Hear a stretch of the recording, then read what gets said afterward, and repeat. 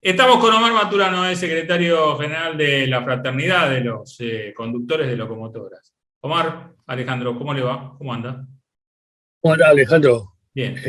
saludarte y bueno, agradecerte por esta entrevista. Y nosotros no somos solamente conductores de locomotoras, sino somos conductores de trenes a nivel nacional. Nacional, sí, sí, señor. Sí, señor. Bueno, un poquito hablar de la actividad, cómo está. Eh, Soy un amante de los ferrocarriles. Pero, digo, necesitamos más inversiones. ¿Cómo está hoy la red ferroviaria? Oh, la actividad nuestra es una actividad verdaderamente muy conflictiva, ¿no? Conflictiva en la economía. Ah, ¿Y por qué significa conflictiva en la economía? Porque para hacer un kilómetro de vía necesitamos $1.000.000 por kilómetro. Esto es de ida, no es de vuelta. Si es ida y vuelta, es doble vía, claro. necesitamos 2 millones. Mientras la carretera necesita $300.000 para hacer un kilómetro de carretera, ¿no? De pavimento. Claro. Así que si nosotros queremos volver a ese ferrocarril que anhela el argentino, que anhela al que le gusta el medio de transporte, el que anhela la, no sé, lo mejor para el país y también marcar la soberanía, porque las Claro. vías son territorio federal y Ujú. vos marcás la soberanía, marcás el porvenir, ¿no? Aproximadamente para esos 36 kilómetros de vía y aparte de la infraestructura, que también es costosa, necesitamos $40.000.000.000 para recordar, ¿viste? Una parte de lo que se llevó el gobierno anterior, $40.000.000.000, 4.000.000.000 por año, con una ley que salga del Congreso General de reactivación Claro. ferroviaria, que cada gobierno que venga de acá a 10 años cumpla esa ley, haya un presupuesto de 4.000.000.000 anuales, y bueno, ahí reconvertiremos el ferrocarril a 36.000 kilómetros de vía, que nos correspondería, que estábamos más o menos en la época de Alfonsín, 82, 83, corriendo trenes no solamente de carga, sino de pasajeros, juntando que los pueblos Tener un revivan, claro, claro. que no, y resurjan, que no pasó hasta este tiempo, y también, bueno, darle una gran ayuda a las economías regionales, ¿no? Obvio. Porque las economías regionales se manejan en tren, no se manejan en camiones ni en colectivos, se manejan en tren. Obvio. Omar, ¿qué quedó de esos proyectos? Yo no sé si a esta altura los conocí hace mucho tiempo, no sé si siguen siendo viables o no. A mí me parecían fantásticos. El transpatagónico y el transoceánico. ¿Eso se podría poner en vigencia? ¿Sirve? Y todo lo que haya la vía del tren sirve porque, bueno, vos sabés que el tren se diferencia de otros modos de transporte, ¿no? El tren es más ecológico Más sano. Sí, sí, sí. y más sano, que hace bien al ambiente, que hace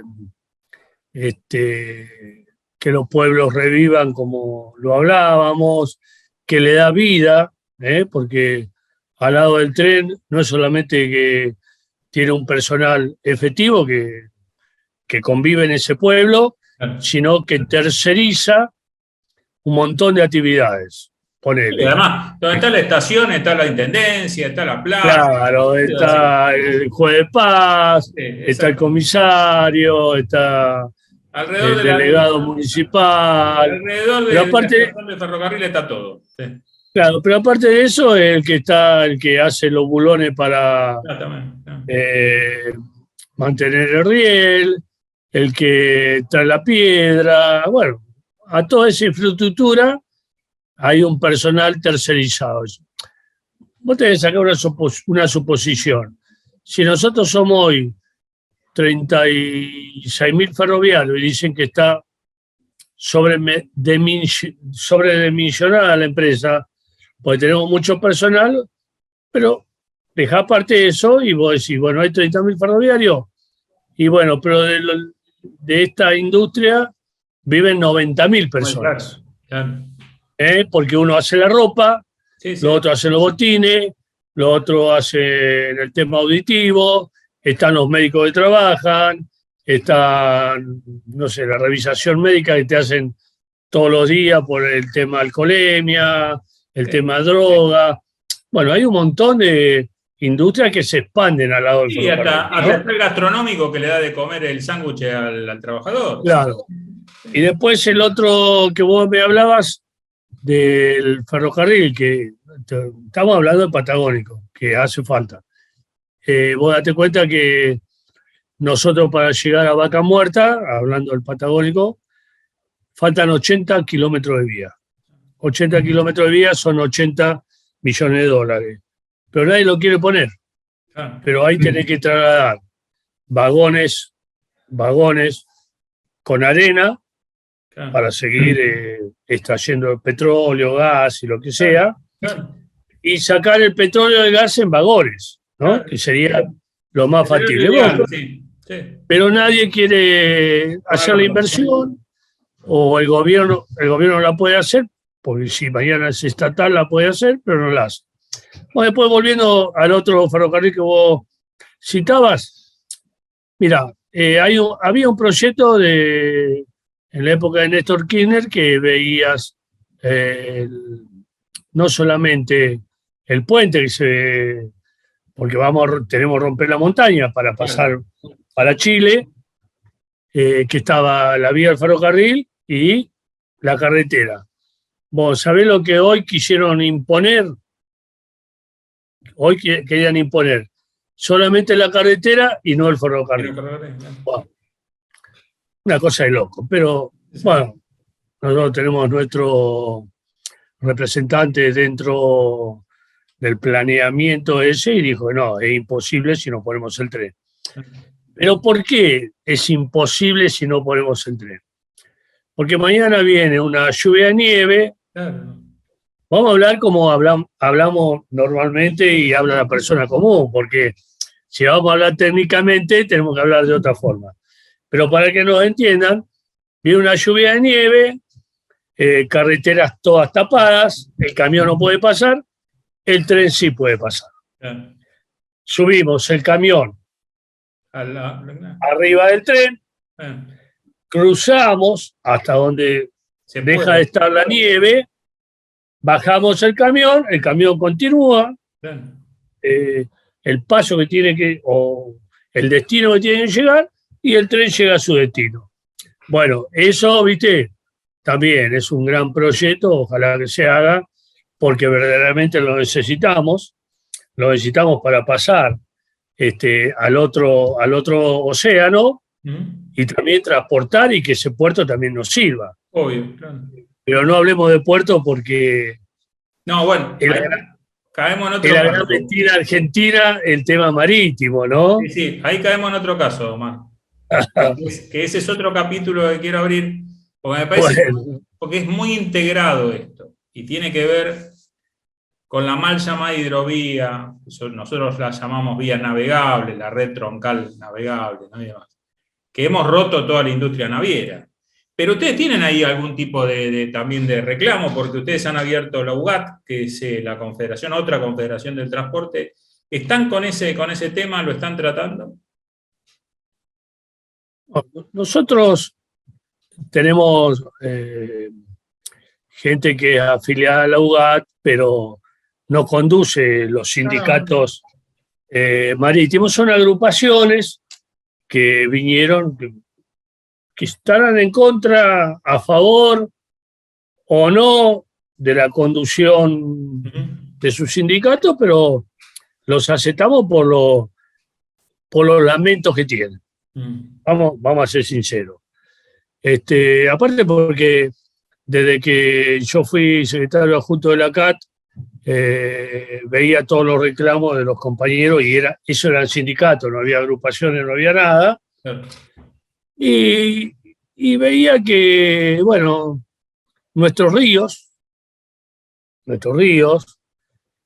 que llegan a Paraguay, que van a todas partes de nuestro país,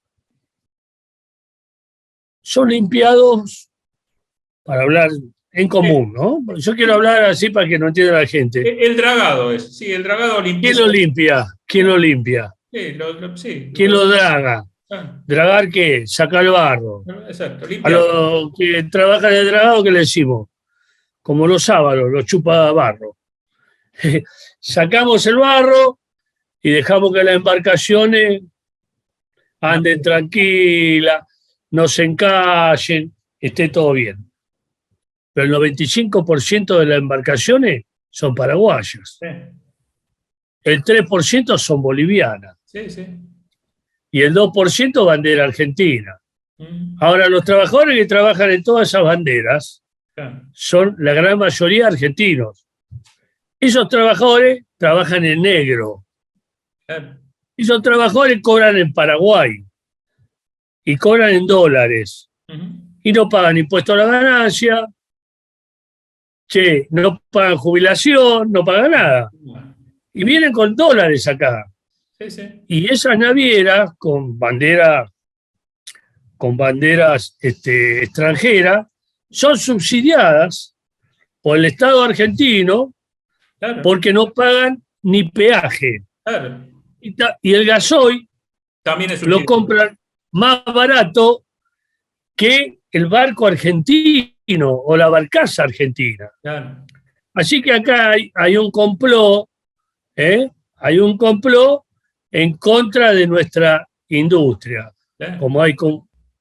Como hay un complot en contra de la pesca argentina, no puede ser que nosotros le podamos dar de comer, no sé, a 500 millones de personas y nosotros tengamos el 20 de millones de personas que no pueda comer. Claro. Regalamos el pescado.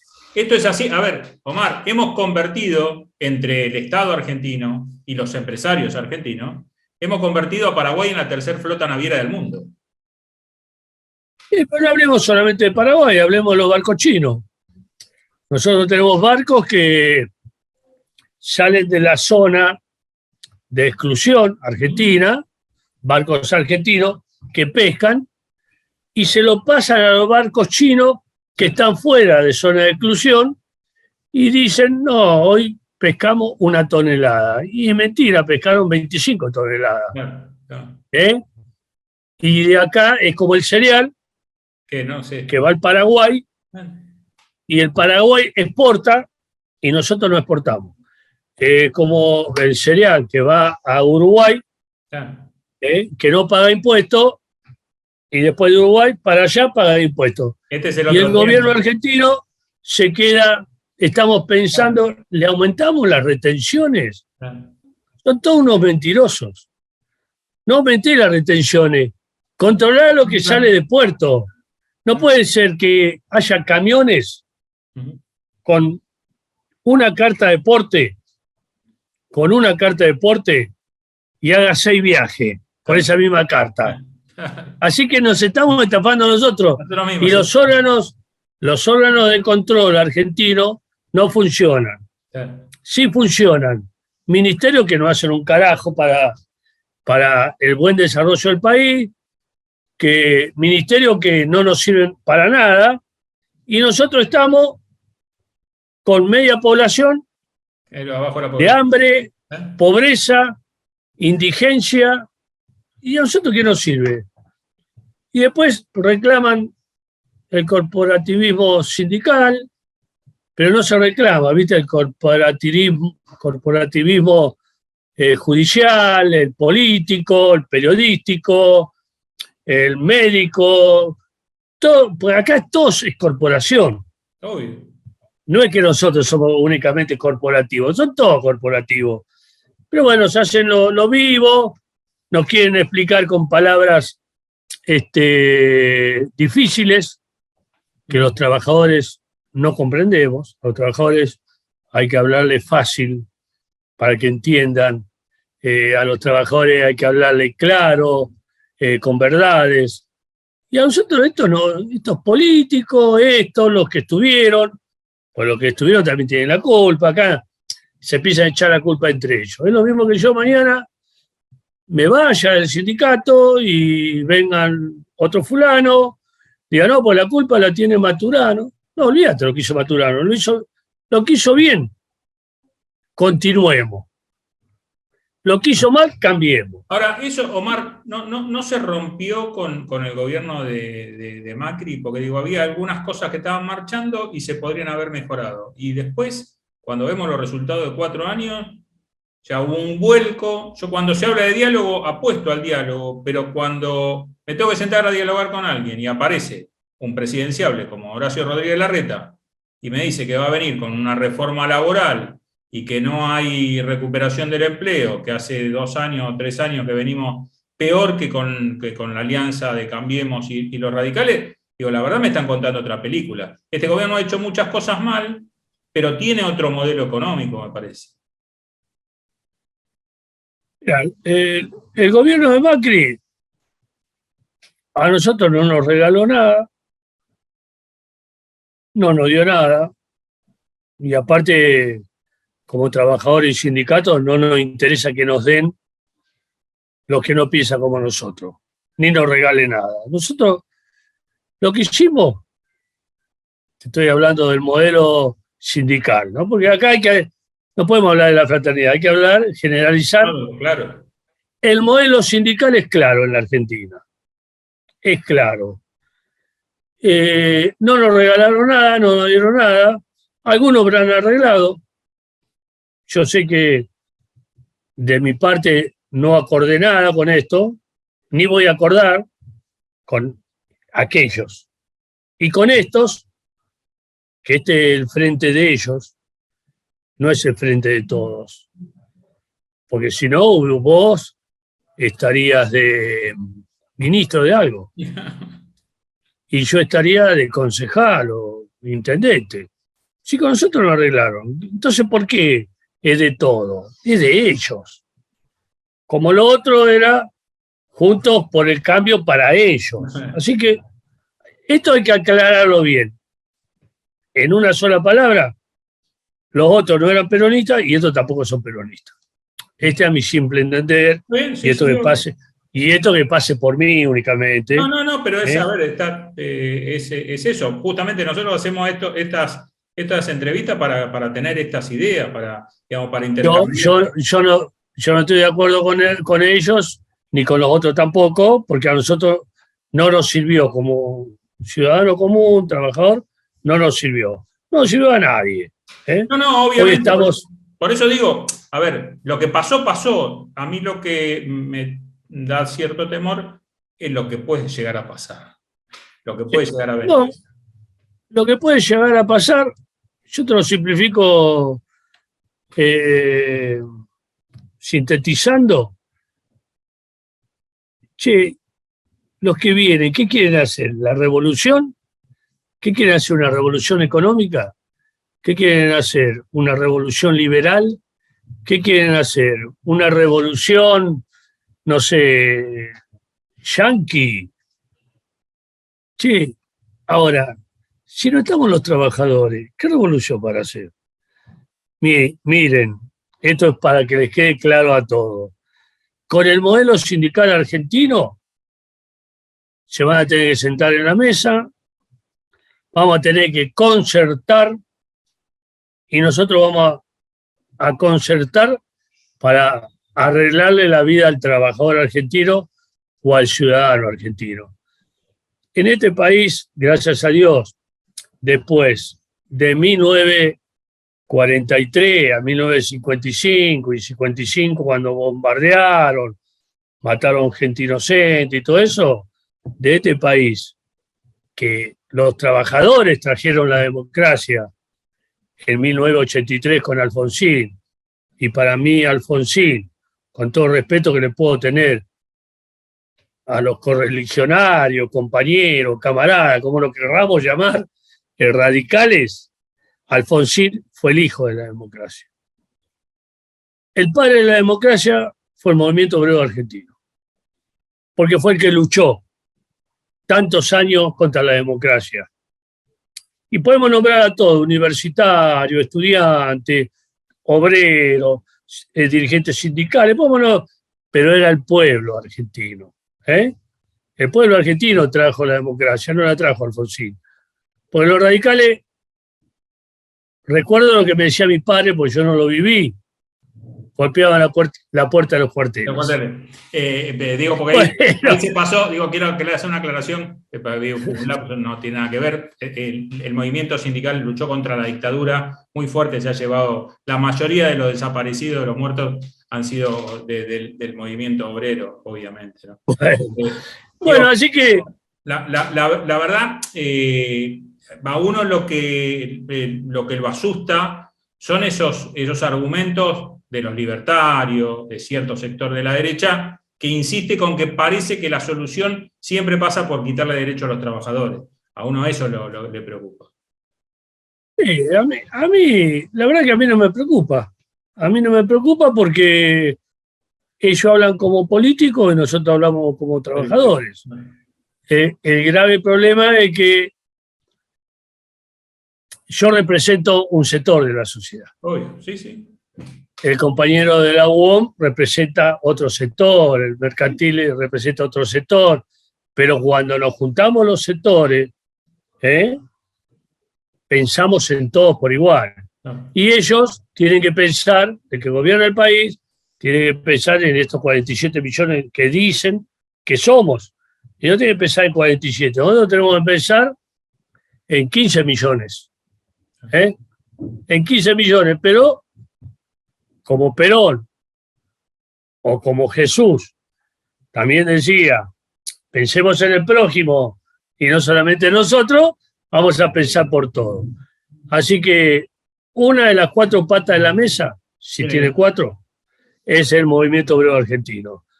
Y acá, si no acuerdan con nosotros, nadie puede gobernar tranquilamente. No queremos decir que no van a cumplir los 4 años. Pueden cumplir los 4 años, pero van a cumplir los 4 años con resistencia. Y la resistencia la vamos a hacer nosotros. La vamos a hacer nosotros. Hoy, ¿por qué no se resiste en el país? Porque algunos, que son la gran mayoría de los dirigentes sindicales, creen que este gobierno es nuestro.